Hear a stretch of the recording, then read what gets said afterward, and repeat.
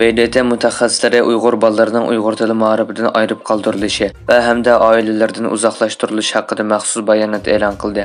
BDT Kishilik huquq oliy komissarining ishxonasi yaqinda e'lon qilgan Uyg'ur farzandlari bayonotini BDTning madaniyat haqlari, ma'rif va kishilik huquq sohasidagi alohida ma'lumotchilardan Fernando Varines qatorliq 3 kishi tayyorlab chiqqan. Bu BDT e'lon qilgan Uyg'ur diyori haqidagi yangi bir doklad bo'lib, buningda Xitoy hukumati mangdirayotgan yatoqliq maktab sistemasining Uyg'ur bolalarini ona til o'rganish fursatidan mahrum qoldirish, majburiy holda oilasidan va Uyg'ur jamoatidan judo qilish rolini o'ynayotganligi tanqidlandi.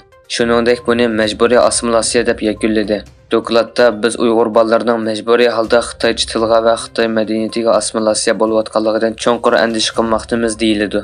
Bayonotda aytilishicha, bu xildagi yatoqliq maktablarga o'rinlashtirilgan Uyg'ur bolalarining ota-onasi lagerlarga qamalgan yoki chet ellarga chiqib ketgan bo'lg'achqa, Xitoy hukumatı bu bolalarni Darul-Tamlarga va yatoqliq maktablarga to'plagan.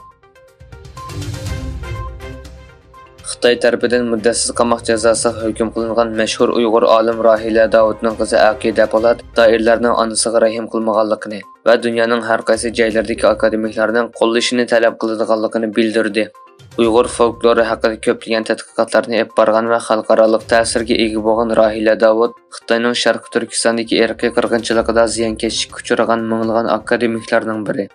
Navbatda Amerikada yashayotgan Aqida Po'lat Fransiya axborot agentligining ziyoratini qabul qilganda butun dunyodagi universitetlardagi akademiklarni Xitoyga besim ishlatishga chaqiradiganligini aytdi.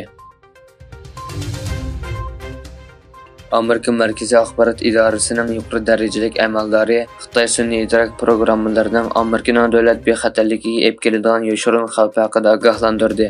Hamda Markaziy axborot idorasining bu texnikani Amerikaga foydali usulda kengaytirishga tirishayotganligini bayon qildi.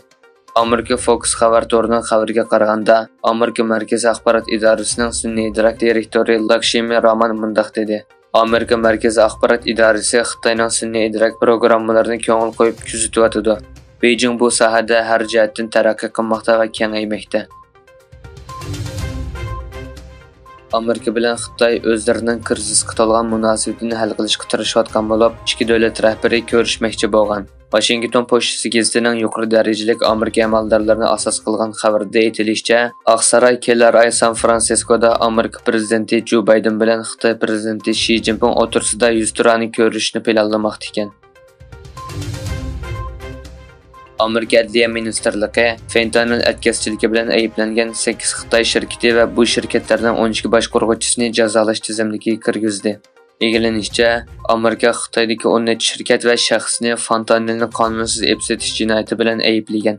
Amerika amaldorlari bu harakatni Amerika tarixidagi eng ajalli krizisga qarshi turishning bir qismi deb sifatlagan bo'lib, bu jazolash tadbirlari Xitoy shirkatlari va boshqaruvchilari fentanilga ishlatadigan ximiylik moddalarni tashviq qilish, yasash va tarqatish bilan ayblangan. Braziliya bilan Xitoy to'nigan tunji qatam ikki davlat bo'lida ikki taraflik savdo qilgan. Xabar qilinishicha, ikki taraflik savdo doirasida Xitoy puli yan bevosita holda Braziliya realiga aylantirilgan.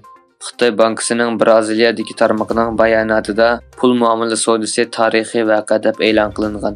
Bayonotda u savdoning Xitoyning Shanxayda vakillik o'rni bor Eldorado Brazil nomli shirkatdan qog'oz materiali sotib olganligi ko'rsatildi.